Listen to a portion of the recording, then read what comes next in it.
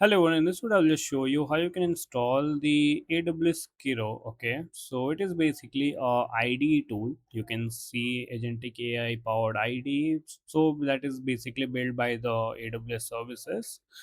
So what we will do is that you have to just search on the Google this AWS Kiro, and you will come on the very first link, that is kiro.dev. Okay, so once you will open this, so here you will see the option for the download ID and also download CLI. So I'm going to show you for the download ID one. Okay, so just click on it. Once you click on it, it will basically ask you to download. Okay, so here I will just download it. So it's basically around 200 MB. That's fine, we'll just wait for it to download. So once that download is completed, then we can just go for the installation process. Okay, okay, so download is completed. So I will just go to the location and I will just simply do the double click. Okay, so once you will double click, it will basically open up the window. So you have to basically accept the agreement and you have to choose the path where you want to install. So I want to install at this path only, and at least you should have 896.8 MB of free disk space. Okay, do next, and yeah, and you can create a desktop icon if you want to open with Kiro button. When you do right click, that also you can do. So do next and click on install. So yeah, it will basically take few seconds of time to install. So once installation is done, we can just go for we can explore this particular ID. We can try to create some app or something. So let's just wait.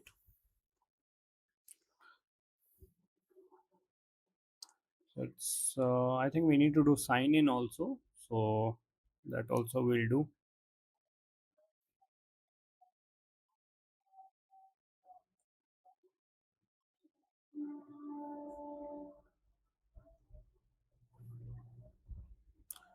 Just wait.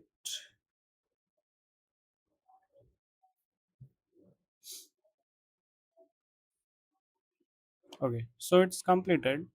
Now we have to simply launch it. Okay, so I'll just finish and it will automatically launch that application. Okay, so here you can see the ID we have opened, and yeah, we have to do the sign in obviously. So it will basically open up the default browser and it will ask to sign in there maybe. Yeah, here you can see. So what I will do is that I will just simply sign in with the Google. So at this moment I'll just pause the video. You can just do continue with Google. Okay, so sign in is done. Now you can see this option I'm getting, import configuration.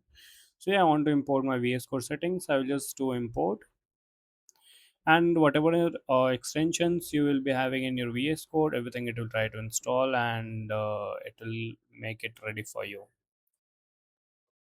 So we'll just wait. If I do next, what is there? Okay, that's the dark mode. If I just do continue, okay, setup is complete, it's showing, but we can just go at this stage also.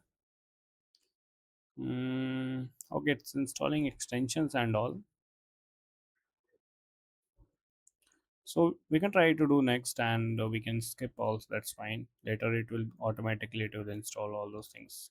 Okay.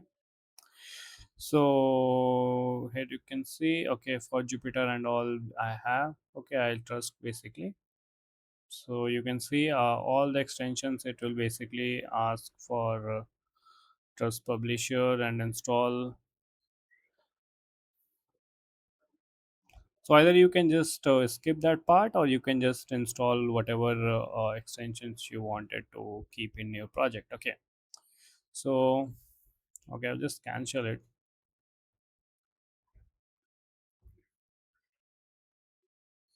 Hmm. So what we can do is that here you can see you have the folder and all. You can clone repository if you want to clone. You can connect to what remote destination. Okay, SSH and all is there.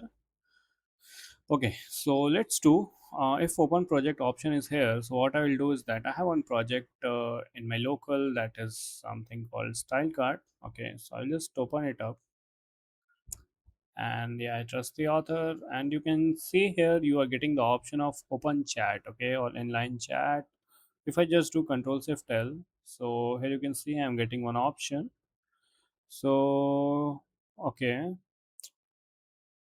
so here I can ask some questions as well, or if I just try to open any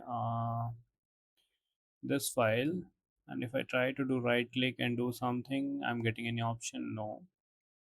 Okay, what we can do is that we can try to ask some questions like explain me this project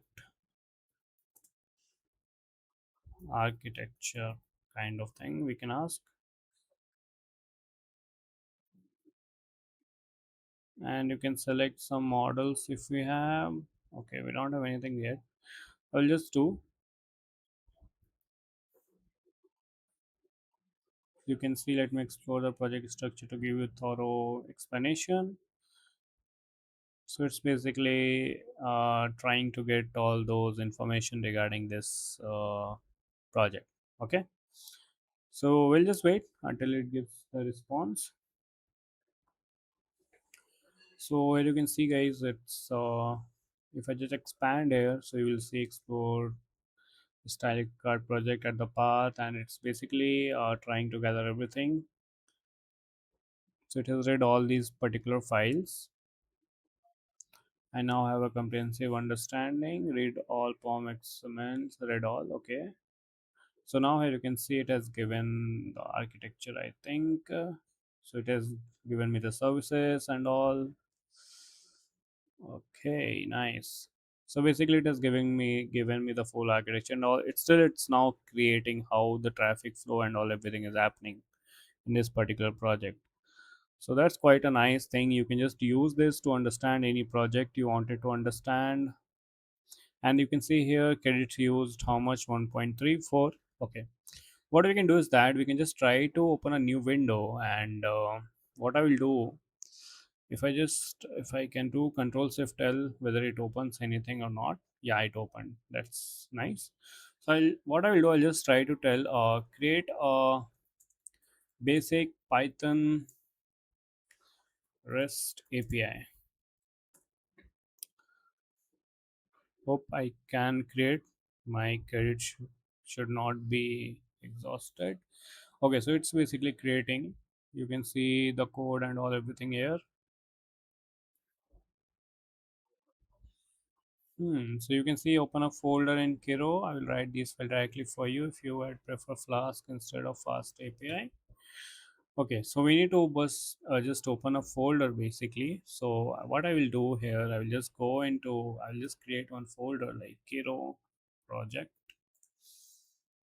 and just I will select this folder,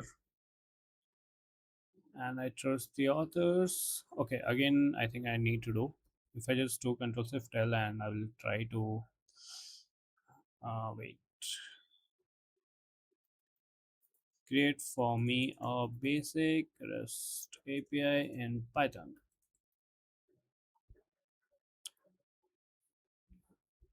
So let's just wait. So hopefully it will create the files here.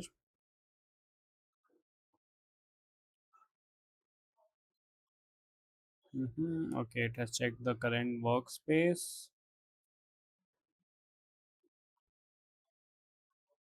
Okay, cool. So here you can see that main.py, requirement.txt. So you can see this main.py here I have.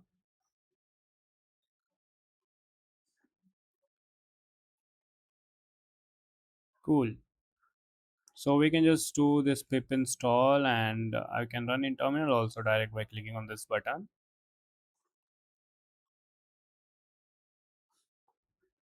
Cool, yeah. It's a very nice idea I felt. Hmm.